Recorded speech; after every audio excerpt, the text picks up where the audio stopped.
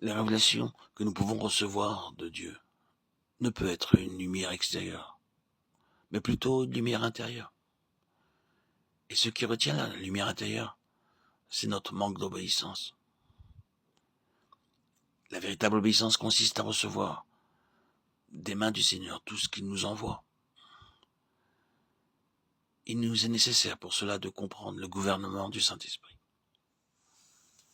Le Saint-Esprit œuvre non seulement dans le croyant en faisant ce que Dieu désire dans nos vies, il agit aussi par les circonstances extérieures, les adaptant en fonction du but qu'il désire atteindre. Mais s'il y a des réticences dans nos vies, l'Esprit de Dieu ordonne les circonstances de telle manière qu'il puisse atteindre son but dans nos vies. Et par l'agencement souverain de ces circonstances, il introduit nos vies dans une constante obéissance. Il agira jusqu'à ce qu'il parvienne à un point fondamental dans nos vies. Lorsque sans aucun calcul de notre part, nous obéirons instinctivement. Si quelques-uns parmi vous, et qui êtes au Seigneur depuis un certain temps, vous jetez un regard en arrière, vous vous souviendrez des occasions où Dieu, ayant parlé, vous avez obéi instantanément. Mais pouvez-vous vous souvenir aussi, en d'autres occasions, lorsqu'il a parlé, que vous avez failli dans l'obéissance de manière étrange?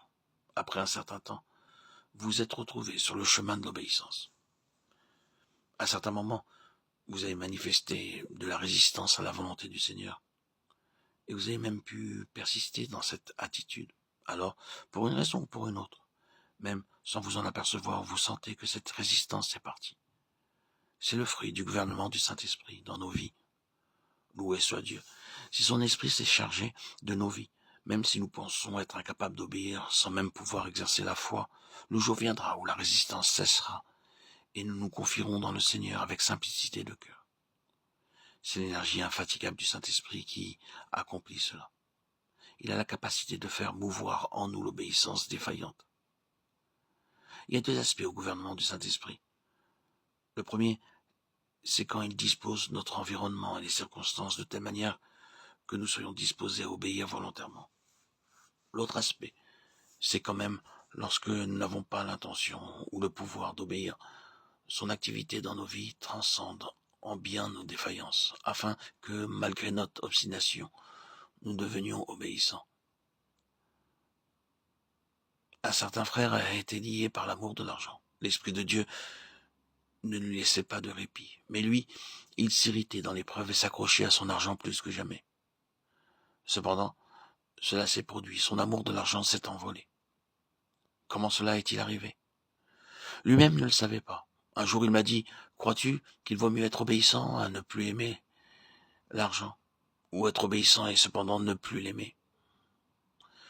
Je lui ai répondu, « L'argent n'exerce plus son attrait sur toi. C'est ce qui importe. » Comment cela s'est-il produit? Cela importe peu.